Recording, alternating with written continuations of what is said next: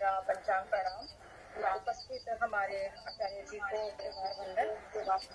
उपस्थित समस्त उपासिकाओं को नमोगुणाय जय भीम। भाई आपका आवाज डबल आ रहा है। कि आज का ये हमारा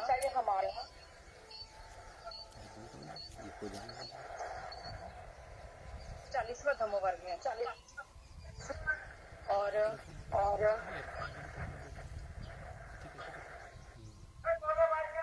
आज से हम संयमिता संघ के द्वारा रूस और यूक्रेन के मध्य जो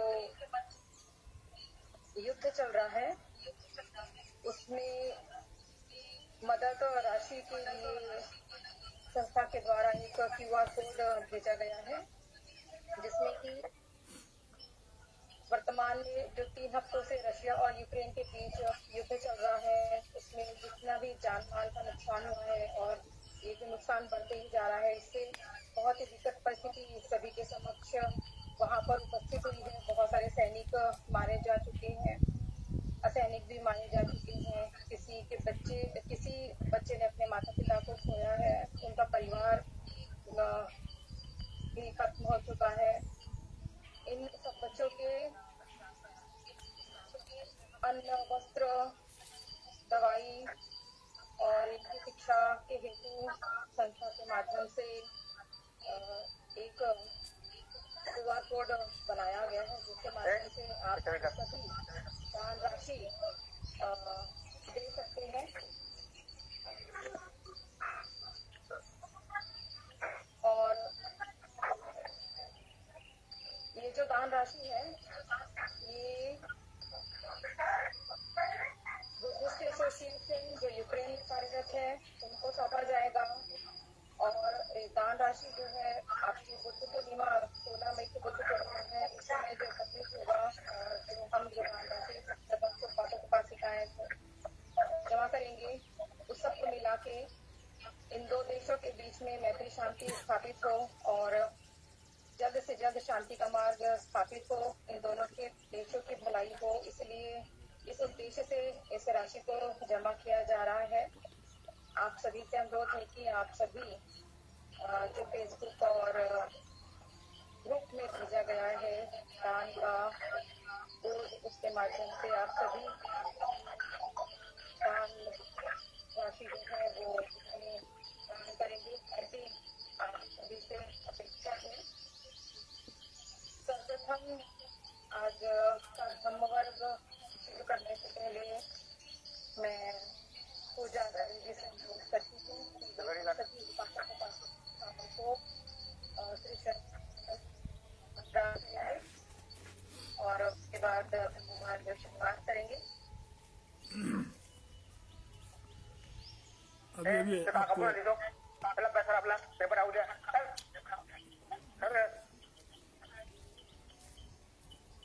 अभी आपको जो सूचना दिया गया उसी मुताबिक एक नया प्रोजेक्ट शुरुआत किया गया है। उस प्रोजेक्ट के माध्यम से जिनको भी लाभ मिलेगा वो भौतिक लाभ होगा, लेकिन साथों साथ इस प्रार्थना के माध्यम से हम उन्हें श्रद्धांजलि देते हैं जिन्होंने अपना जान गंवा दिया, या फिर वो भावना, वो मैत्री भावना प्रकट करते हैं कि आज यूक्रेन रशिया ही नहीं, दुनिया के जगहों जगहों में अशांति फैली है। वो अशांति समाप्त होकर संसार में शांति स्थापित हो, इसलिए हम प्रार्थना करेंगे। अब हाथ जोड़कर मैं त्रिशरण पंचशील प्रदान करूंगा, आपने ग्रहण करना है। अरहं सम्मा संबुद्धो अरहं सम्मा सम्बुद्धो बुद्धं भगवन्तं बुद्धं भगवन्तम् अभिवादेमि अभिवादेमि साक्षातो भगवता धम्मो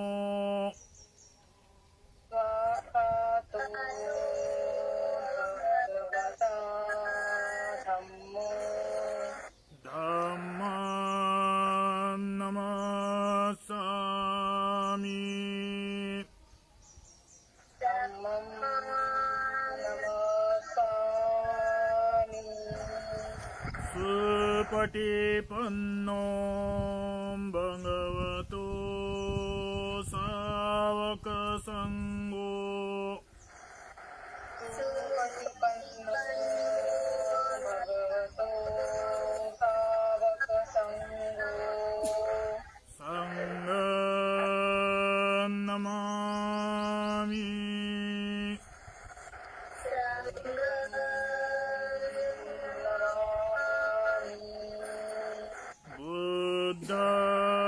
बुद्धं नमामि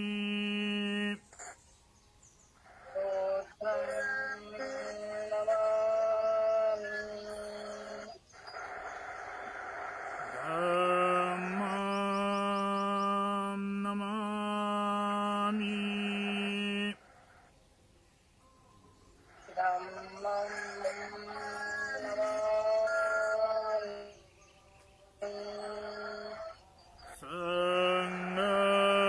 सङ्गं नमामि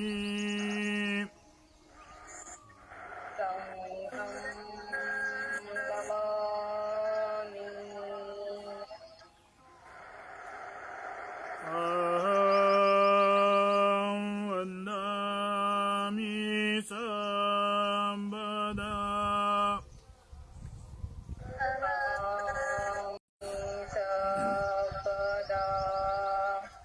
नमो तस्स भगवतो अरहतो सम्मा सम्बुद्दस्स नमो तस्स भगवतो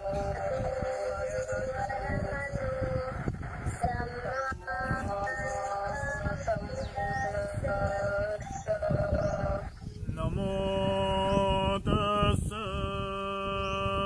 भगवतो अरहतो सम्मा सम्बुद्दस्स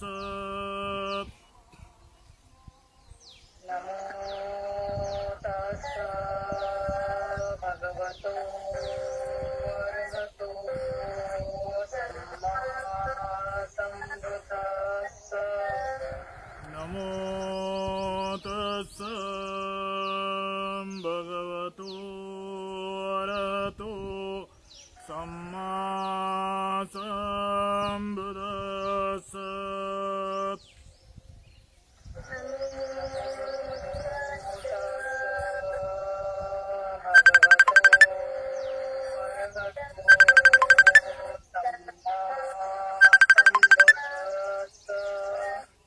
बुद्धं शरणं गच्छामि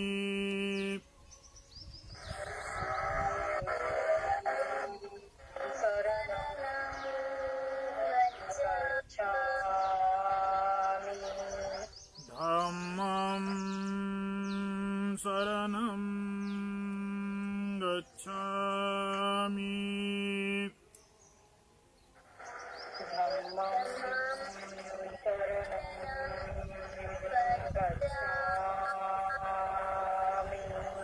संघं शरणं गच्छामि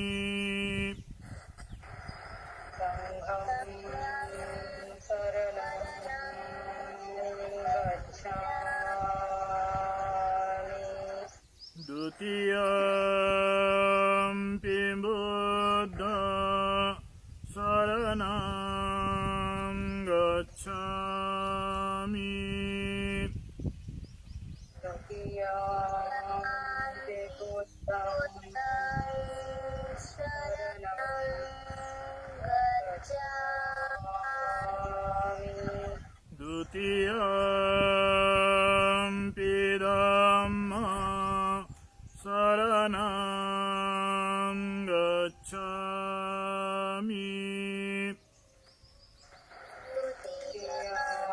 तृतीयान्ते धम्मं शरणं गच्छामि द्वितीयम्पि संघं शरणं गच्छामि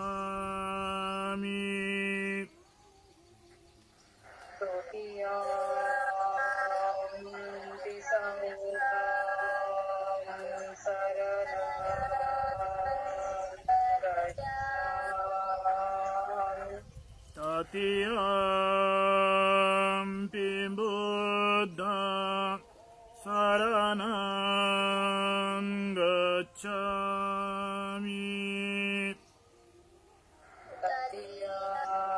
तृतीयान्ते बुद्धं शरणं गच्छामि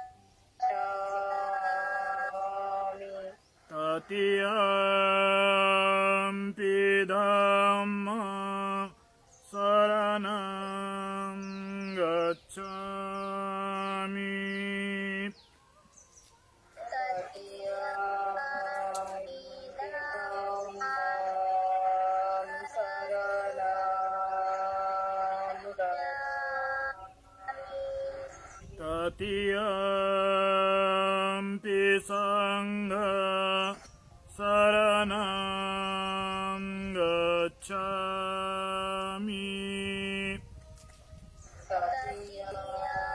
तृतीयान्ते संघं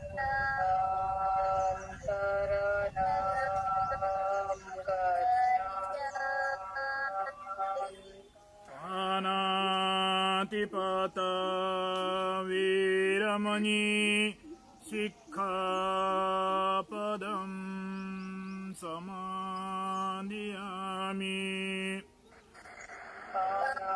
पानातिपाता वेरमणि सिक्खापदं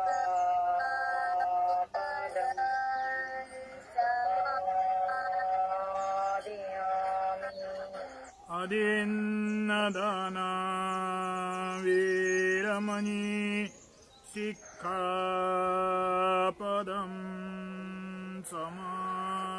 समादयामि अदिन्नदाना वेरमणि सिक्खापदं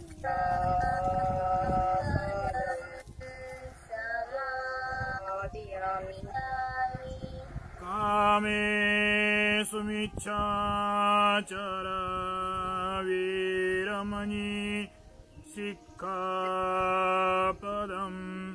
समादयामि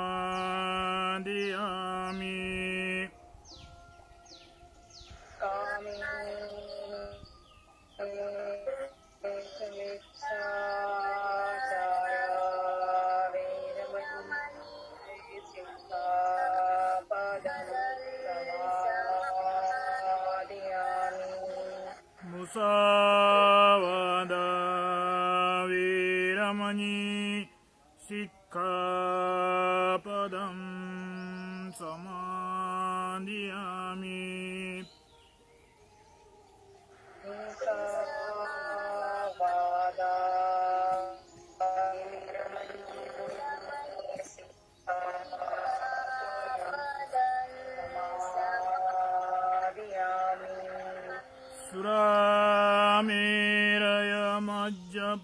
सुरामेरयमज्जपमादटना वीरमणि सिक्खापदं समादयामि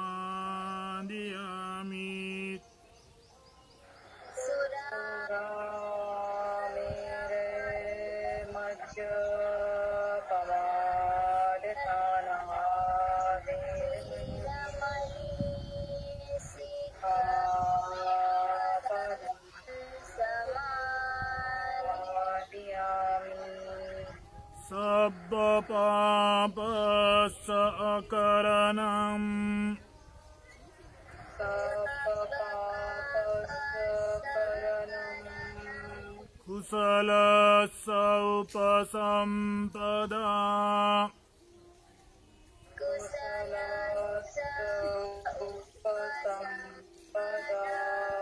सचित्त परियोदपनं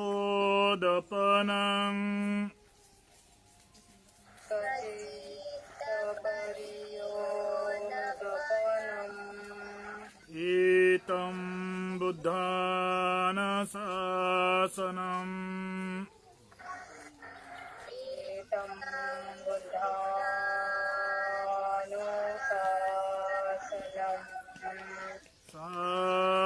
साधु साधु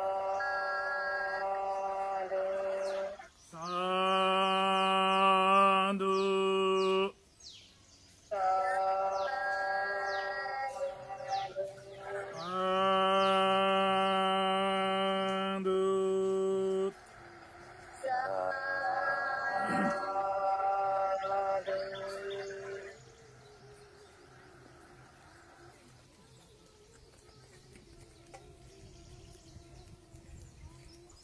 हर धम्म वर्ग में पूज्याचार्य जी कृष्ण पंचशील के बाद हम सभी को धम्म प्रवचन प्रदान करते हैं। आज के हमारे 40वें धम्म वर्ग का विषय है दान भाग 3। मैं पूज्याचार्य जी से अनुरोध करती हूँ कि हम सभी उपासक उपासिकाओं को आज का ये धम्म प्रवचन प्रदान करेंगे।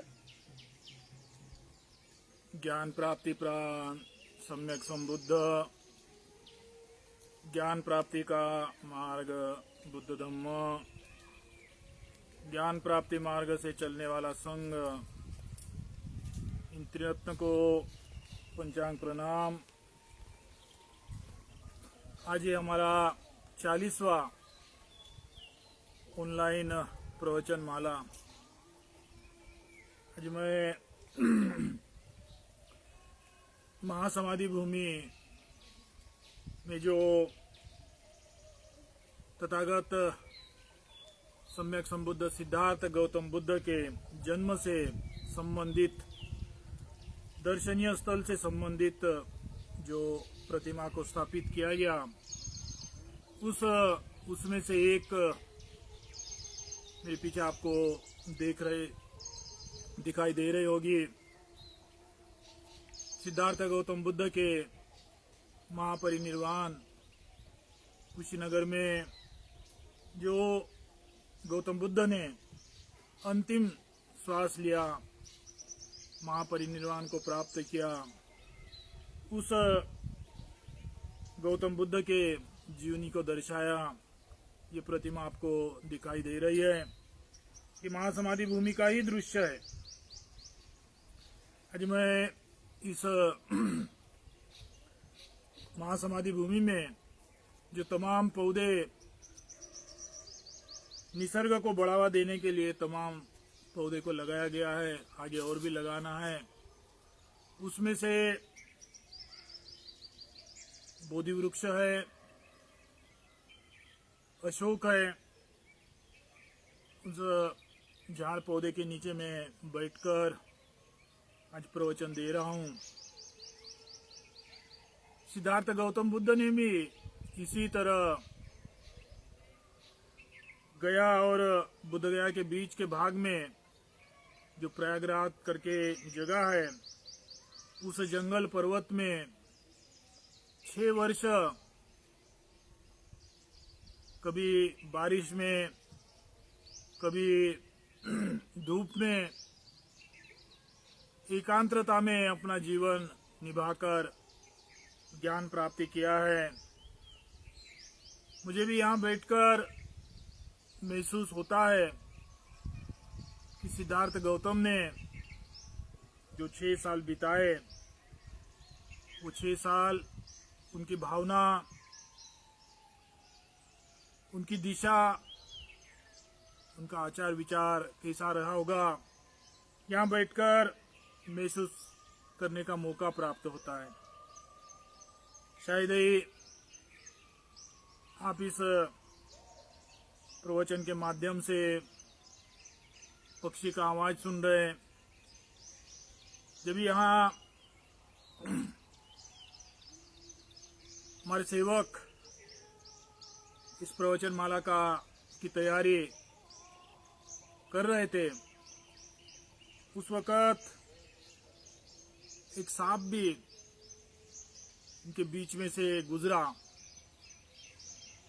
कोई किसी का संबंध नहीं, सांप अपनी जगह में जहां जाना था वो आगे निकल गया।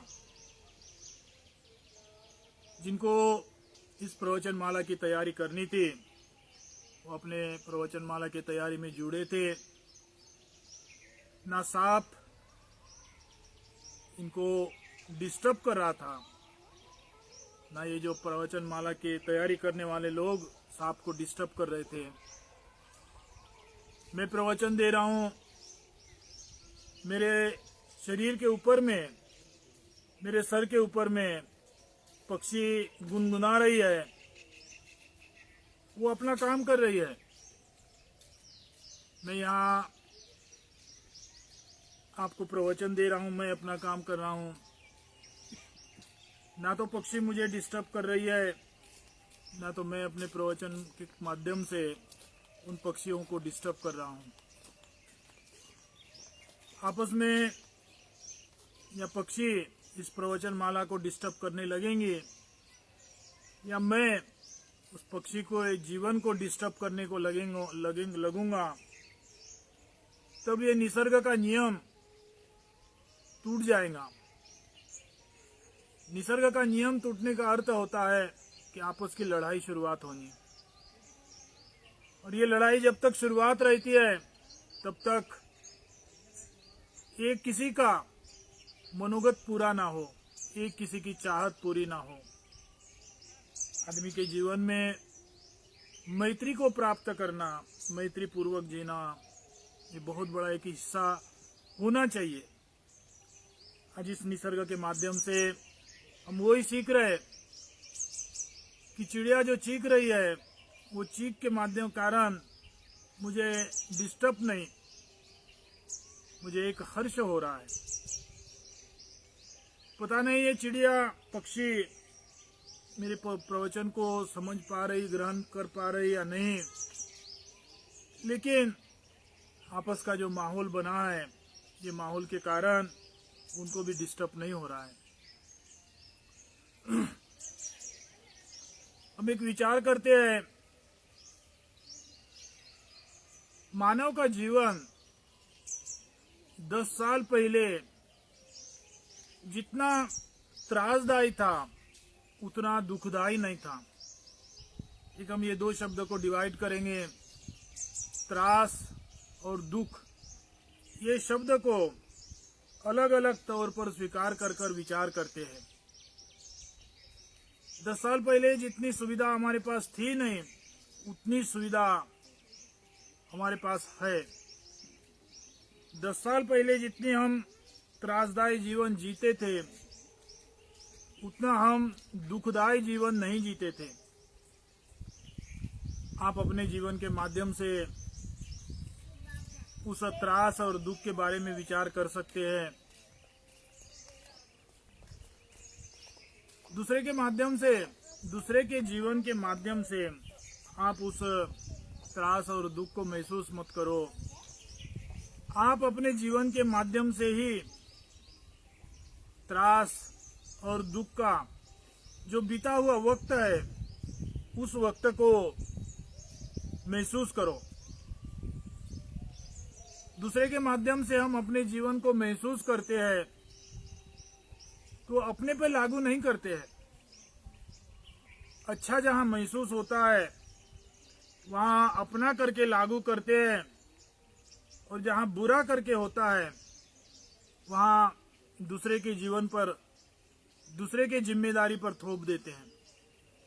इसलिए आपको अपने जीवन का इतिहास, जो संसार, उसे देखना हैगा तो दूसरे के जीवन के माध्यम से नहीं, अपने ही इतिहास के माध्यम से उसको परखने की आवश्यकता होती है। आज आप में से किसी के पास में कार होगी, परंतु शायद ही 5-7 साल पहले उन कार वाले के पास भी कार नहीं थी, वो कार वाले के पास शायद ही 2 व्हीलर हुआ करती थी। यानी आज के हिसाब से सोचा जाए, जिसके पास 4 व्हीलर है, उनके सुविधा के हिसाब से सोचा जाए तो 5 साल पहले हम त्रासदायी जीवन जीते थे। आप अपने ही जीवन के माध्यम से उसके भी पहले का 5 साल अर्थात आज से लेकर 10 साल पहले के आपके जीवन को कल्पना करो कि कैसा जीवन था। आज कार है, 5 साल पहले आपके पास बाइक था, उसके पहले साइकिल में घूमते थे और उसके 5 साल पहले पैदल ही घूमते थे। आज 20 साल के बीच में जो काल बदल गया, चेंज हो गया, वो मार्फत व्हीकल का माध्यम ही नहीं। आप 5 साल पहले का अपने भोजन के बारे में विचार करो, अपने ही भोजन के बारे में विचार करो कि आज जो भोजन ग्रहण कर रहे वो भोजन 5 साल पहले कैसा था। भोजन ही नहीं, आज आप जो पोशाक पहने हैं उस पोशाक की इमेज करो कि 10 साल पहले किस तरह का कपड़े, किस तरह के पोशाक पहनकर हम जीते थे। और ये मार्फत व्हीकल, भोजन, वस्त्र ही नहीं, दुनिया में जितने भी भौतिक जो मटेरियल वाला मामला है, ये सब इसी तरह साल, 2 साल, 3 साल, 5 साल में बदलते आया है। 10 साल पहले हम यहाँ बैठकर, इस रुयाड़ ग्राम में बैठकर 80-90 किलो दूरी के नागपुर से संपर्क करना, ये बहुत त्रासदायी बात होती थी, बहुत त्रास होता था। फोन कभी लगता नहीं लगता, लगा तो भी बीच में कट जाए, आवाज में घर घर। किसी के पास फोन रहना यही बहुत बड़ी बात होती थी। लेकिन आज भारत में जो मोबाइल है, वो मोबाइल, ये भारत सरकार का जाहिर आंकड़ा है, 1.2 अरब फोन के धारक है, मोबाइल फोन के धारक है भारत में 1.2 अरब। कितना बदल गया 5 साल पहले, 10 साल पहले, 15 साल पहले। 40 किलो 50 किलो के दूरी से संपर्क करने के लिए जो त्रासदायी जीवन हम जी सकते थे, आज मैं यहाँ बैठे बैठे इस पौनी में, इस एक देहात में, ग्राम में बैठकर ये मेरा प्रवचन मार्फत महाराष्ट्र में ही नहीं, छत्तीसगढ़ में, एमपी में, फक्त भारत ही नहीं, विदेश के लोग भी आराम से अपने निवास में, अपने जगह में बैठकर ग्रहण कर रहे हैं। फर्क तो बहुत आ गया। 15 साल 20 साल पहले ये इमेज नहीं कर सकते, इमेज के बाहर की बात थी, इतना फर्क आ गया। लेकिन उसमें गलत माहौल भी शामिल हो गया। बनाने वाले ने शायद ये मोबाइल फोन है या ये जो गैजेट है, जो भी कुछ होगा, वो आदमी को इस्तेमाल करने के लिए बनाया है। लेकिन आज आदमी उसी मोबाइल फोन का दास बन गया है। भोजन करते करते घंटी बजी तो भोजन दूर, सोते सोते घंटी बज गई तो नींद दूर, काम करते करते फोन बज गया तो काम दूर। हर कोई 24 घंटे में जो भी कुछ हम व्यवहार करते हैं, उस व्यवहार वो कितना भी इम्पोर्टेंट हो, वो व्यवहार के बीच में फोन की घंटी बज गई तो हम उस व्यवहार को छोड़कर फोन के पीछे ही भिड़ जाते हैं, अर्थात हम फोन के दास बन गए। पहले जमाने में मालिक जो हुक्म देता था वो हुक्म को पालन करना, वो हुक्म का ग्रहण करना, उसके माध्यम से जीना, ये दास का कर्तव्य होता था। आज वही बन गए हम। मालिक दास इस प्रथा को मना तो करते हैं, लेकिन हम आज उस वक्त, पहले जमाने में ना चाहत ना सोच किसी का दास बनना पड़ता था, लेकिन आज हम अपने चाहत से, हम अपने खुशी से अपने फोन के दासपना को स्वीकार कर रहे हैं। बना हमारे जीवन को उत्कृष्ट बनाने के लिए, लेकिन जो वस्तु हमारे जीवन को उज्जवल तरफ ले जाने के लिए बना है, वो हमारे जीवन के उज्जवल तरफ पे नहीं ले जा रहा, वो हमारे को उस वस्तु का दास बना के रखा है।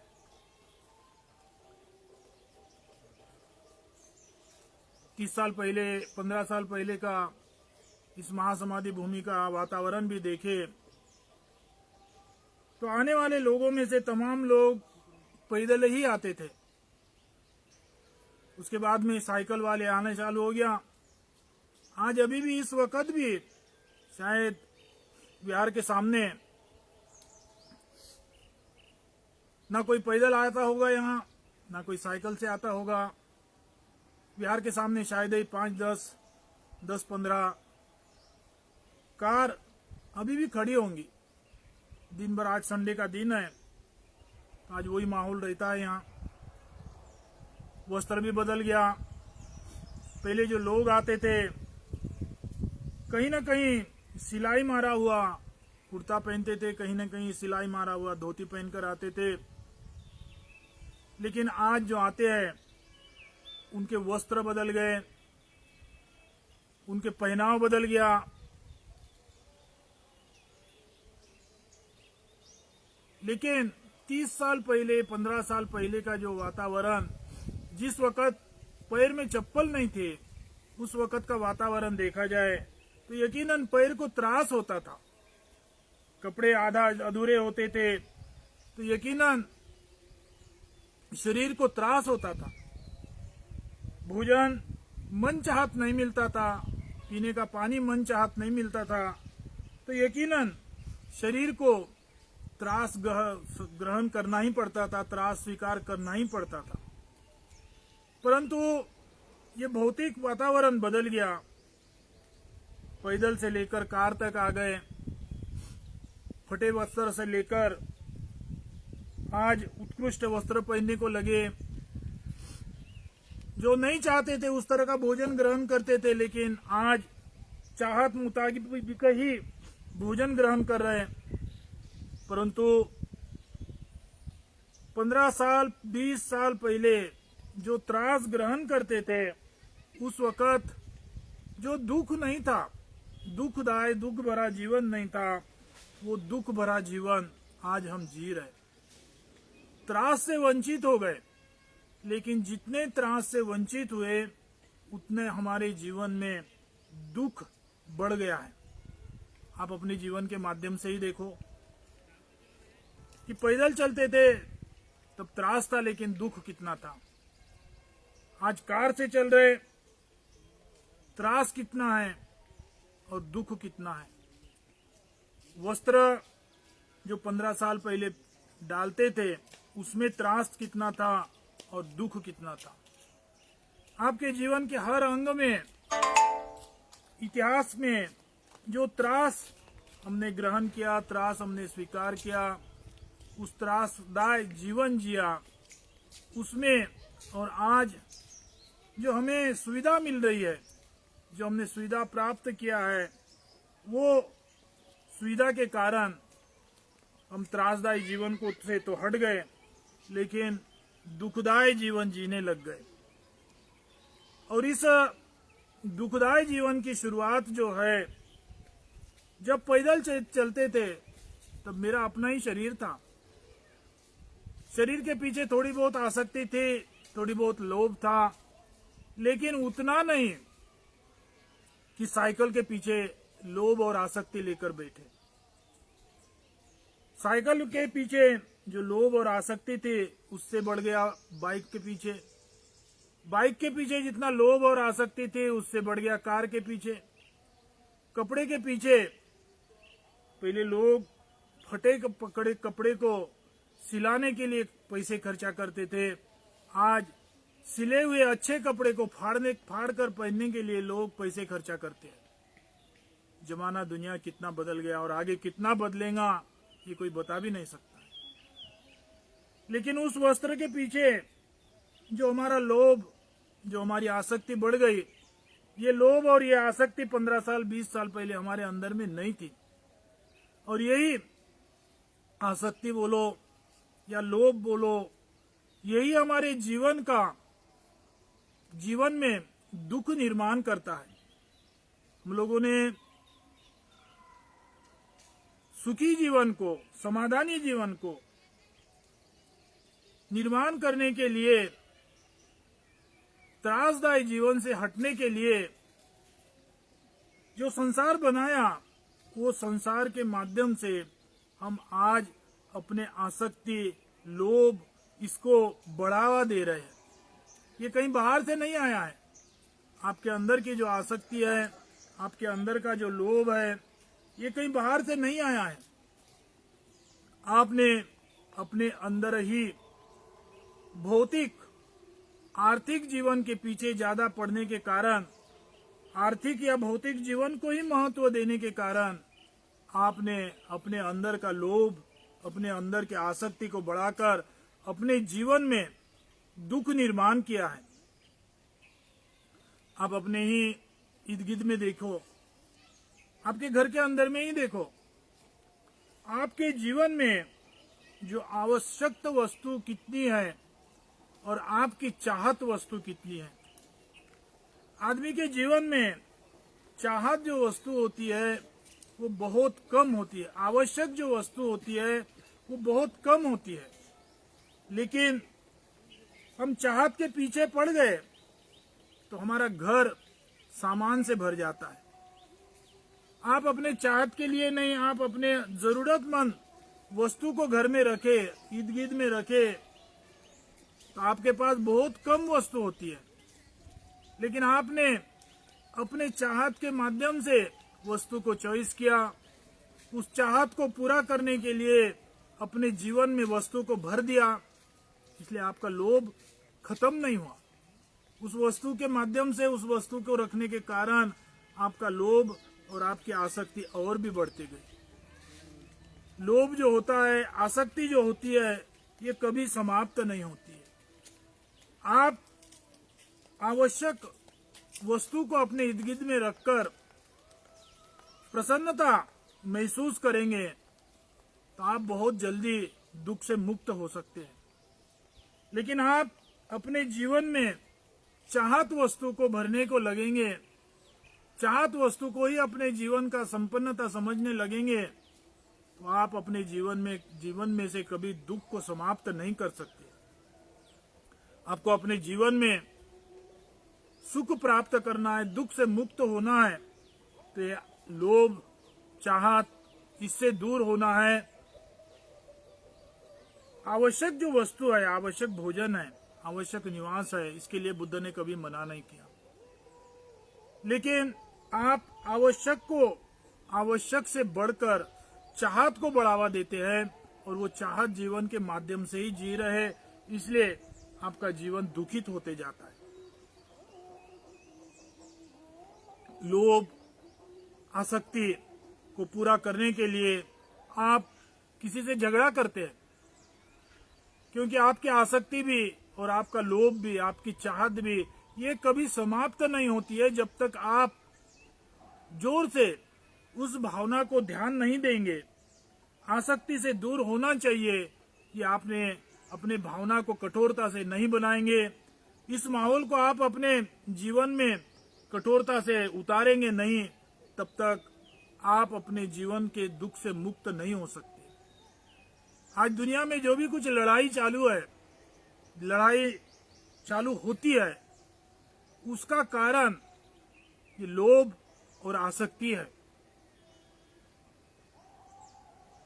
मानव ने, इंसान ने, आदमी ने अपने चाहत को, अपने लोभ को बढ़ावा देते हैं, उसको ही महत्व देते हैं, इसलिए दूसरे से झगड़ा करते हैं, इसलिए दूसरे की वस्तु को, दूसरे के हक को छीनने की कोशिश करते हैं, अपनाने की कोशिश करते हैं जो मेरा नहीं है। और वही रीजन है कि आज मार्फत यूक्रेन में ही नहीं, नाम तो आता नहीं, लेकिन दुनिया भर में तमाम युद्ध जारी है और आगे भी पता नहीं कितने युद्ध होंगे। इसको समाप्त करना है तो उस समाप्ति का मार्ग 2500 वर्ष पहले तथागत सम्यक संबुद्ध ने हमें प्रदान किया है, हमें उपदेश दिया है कि आप अपने लोभ से, अपने आसक्ति से दूर हो जाओ, अपने लोभ आसक्ति से वंचित हो जाओ, तो वही एक कारण होगा कि एक दूसरे के लड़ाई से, एक दूसरे के युद्ध से हम दूर हो सकते हैं।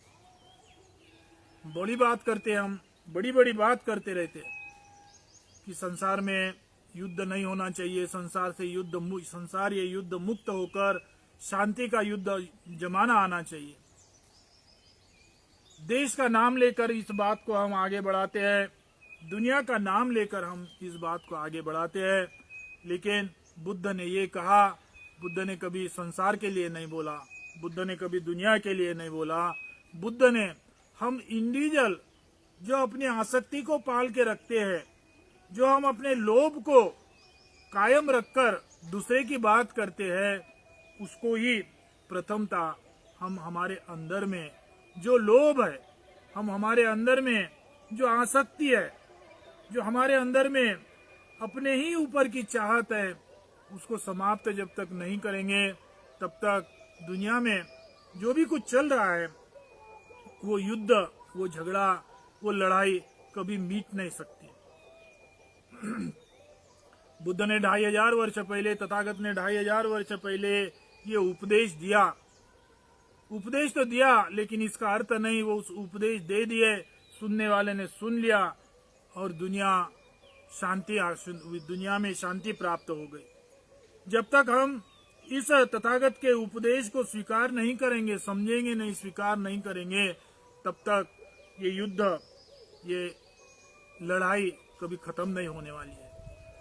हम दूसरे को बोलने से, अपने ही जीवन से शुरुआत करते हैं कि आपके अंदर में, मेरे अंदर में जो लोभ है,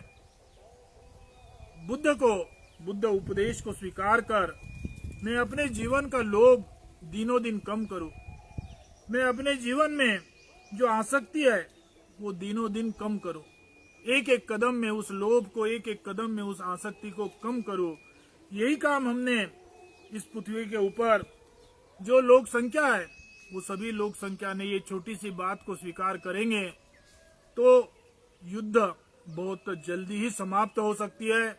नहीं तो आज जो हो रहा है वो युद्ध, जब तक हमारे अंदर में आसक्ति रहेंगी, हमारे अंदर में लोभ रहेगा, हमारे अंदर में अपने ही प्रति चाहत रहेंगी, तो आज जो भी कुछ नाम दिया है वो नाम का युद्ध समाप्त हो जाएगा, लेकिन दूसरा युद्ध शुरुआत होगा। ये इतिहास गवाह है।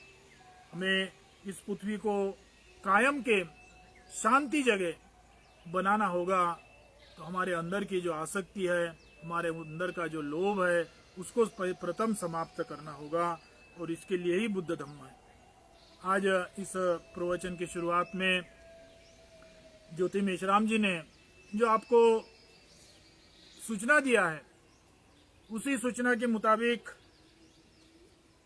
इस पय्यामित्ता संघ के फेसबुक में भी आप किया है कि 2 हफ्ते से हम आप लोग के साथ वार्तालाप कर रहे हैं कि हमारे से भी जो भी कुछ दान हो सकता है, लगान तो बहुत बड़ी है। कहावत है कि ऊंट के, कैमल के मुंह में एक तिल का दाना जाना, इससे कैमल का पेट भरना तो नहीं है, लेकिन वो कामल के पेट में कुछ नहीं है, उसमें एक दाना जाता है तो कामल थोड़ा बहुत तो अपने जीवन को सुरक्षित समझता है। उस भावना को लेकर हमने भी यूक्रेन में जो बच्चे से बालकों बालिकाओं से जिंदगी छीनी गई है, उनकी एजुकेशन छीना गया, भोजन छीना गया, उनके वस्त्र छीने गए, उनके दवा पानी छीना गया, उस जो दुखित अवस्था में जी रहे उनके लिए हम कुछ कर पाएंगे, कर सकते हैं। उस कदम को आगे बढ़ाते एक कदम हमने आगे बढ़ाया। आप फेसबुक ने दिया हुआ जो सूचना है उसको समझ, उसको ग्रहण कर ज्यादा से ज्यादा इस प्रोजेक्ट में शामिल होंगे। यही आशा, यही अनुरोध के साथ आज का प्रवचन समाप्त करते हैं। अब हाथ जोड़कर मैं आशीर्वाद गाथा बोलूंगा, उसे ग्रहण करना है। नत्थि मे शरणं अय्यं बुद्धो मे शरणं वरम् एतेन सच्चवज्जेन होतु ते जयमङ्गलम्। नत्थि मे शरणं अय्यं धम्मो मे शरणं वरम् एतेन सच्चवज्जेन होतु ते जयमङ्गलम्। नत्थि मे शरणं अय्यं संඝो मे शरणं वरम् एतेन सच्चवज्जेन होतु ते जयमङ्गलम्। इमाय बुद्धपुञ्जाय कथाय शुद्धचेतसा चिरन्ति तन्तु सद्धम्मो लोकोऽन्तु सुखी सदा। इमाय धम्मपुञ्जाय कथाय शुद्धचेतसा चिरन्ति तन्तु सद्धम्मो लोकोऽन्तु सुखी सदा। इमाय संඝपुञ्जाय कथाय शुद्धचेतसा चिरन्ति तन्तु सद्धम्मो लोकोऽन्तु सुखी सदा। सर्वपापस्सकरणम् कुशलस्य उपसम्पदा सचित्तपरियोदपनम् एतं बुद्धानुशासनम्। साधु साधु साधु